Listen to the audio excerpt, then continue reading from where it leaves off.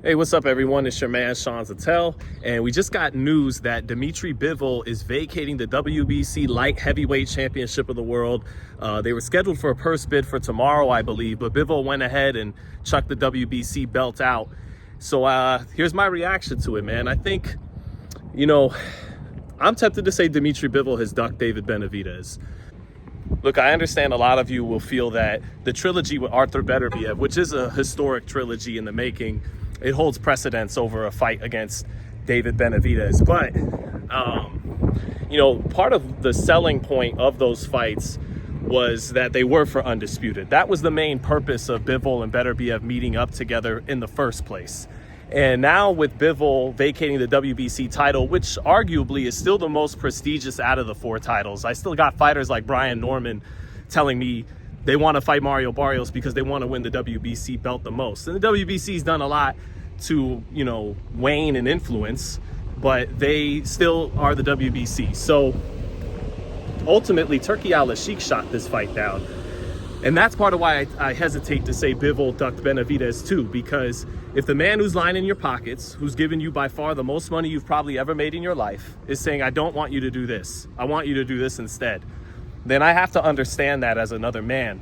But when Al Haymon would advise Errol Spence for several years not to yet face Terrence Crawford, fans rightly, criticized that. And even as Errol Spence had fights with Sean Porter in a unification, it was a unification fight, a big fight in its own right, people still saw it as, you're not fighting Sean Porter. You're not fighting Sean Porter because your promoter doesn't want, or you're not fighting Terrence Crawford. You're not fighting Terrence Crawford because your promoter doesn't want you to fight Terrence Crawford, and he's protecting you from Terrence Crawford. And then ultimately, July 2023 comes around, and what Crawford wound up doing to Spence helped validate a lot of those narratives that the fans in boxing felt. And I feel like we got dogs barking in the hood, but I feel like dynamics, they definitely change. I don't feel that. I know that. Dynamics change in boxing and in everything in the world. And so a lot of people are still holding on to that dynamic. They think because Benavidez is an Al Haymon fighter that he's a hype job, and people got a lot to say about Benavidez. The weight bully, he's clout chasing and all that. But this is now back-to-back weight classes where David Benavidez was the #1 guy for the champion of the division. And the only difference this time is that the WBC actually stripped Dmitry Bivol, unlike they did Canelo. Why? Couple reasons. Turkey thumbing his nose at the WBC, telling Canelo not to showcase that belt in New York, saying he just wants one title to rule them all. Something a lot of fans are on board with. Most of them are. So Mauricio Suleiman, having seen that, is replying in turn by, no, I will strip your fighter, Dmitry Bivol.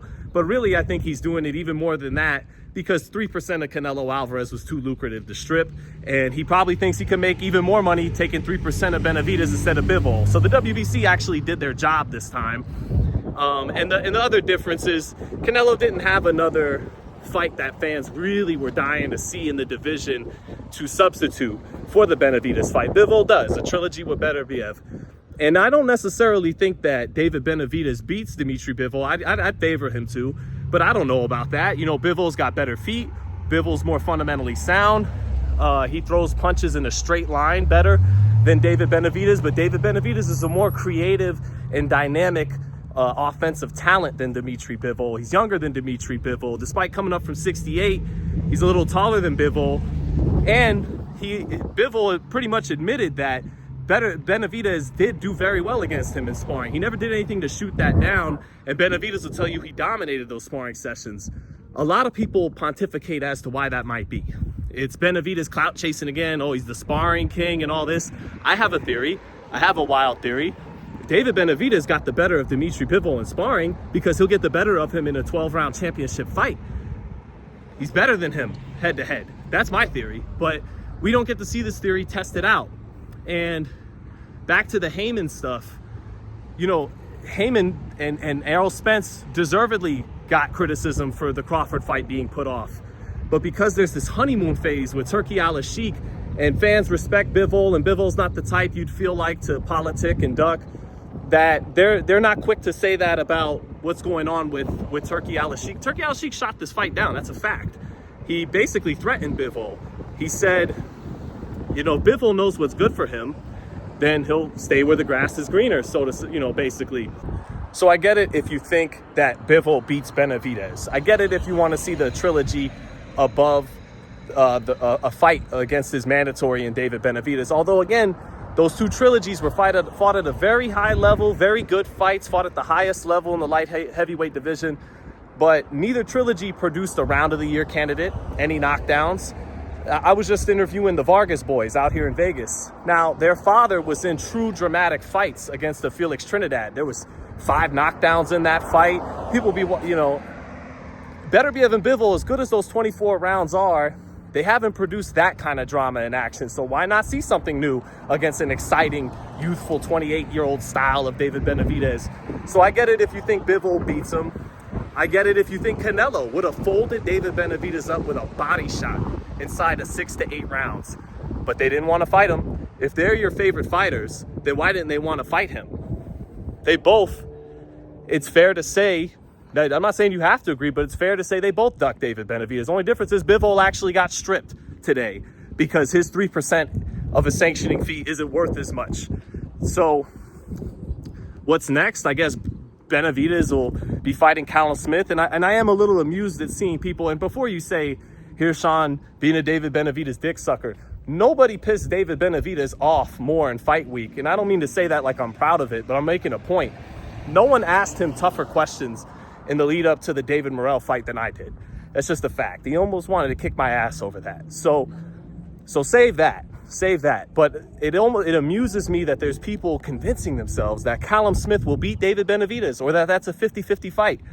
David Benavidez smokes Callum Smith. And I say that with all due respect to Callum, who once upon a time was the #1 super middleweight in the world, who did do his thing against Joshua Buatsi in February and has a monster left hook, but he's not beating David Benavidez. Okay, and if I'm wrong, I'm wrong. I'll eat crow. So I mapped this whole thing out pretty well the whole time through.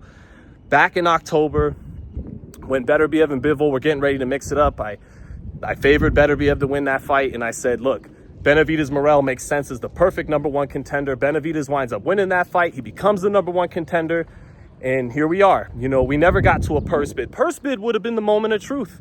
Maybe then PBC side would have pulled out. Maybe they would have pulled some shenanigans and Benavidez would have had his card pulled. But we never got to go there because Turki Al-Sheikh shot it down from day one. And so we'll see what goes down. You know, Bivol and Beterbiev 3 is certainly a historic trilogy, but it's not going to be for undisputed. And that was really the selling point in the first place of those fights. So we'll see what happens going forward. If you don't think Bivol ducked Benavidez, I get it. But there is no way you could say it's the other way around. There is no real argument for it being the other way around. And I think it's not unfair if you think Bivol did duck Benavidez and Canelo ducked Benavidez. So we'll see what goes on. That's it. I'm out. Peace.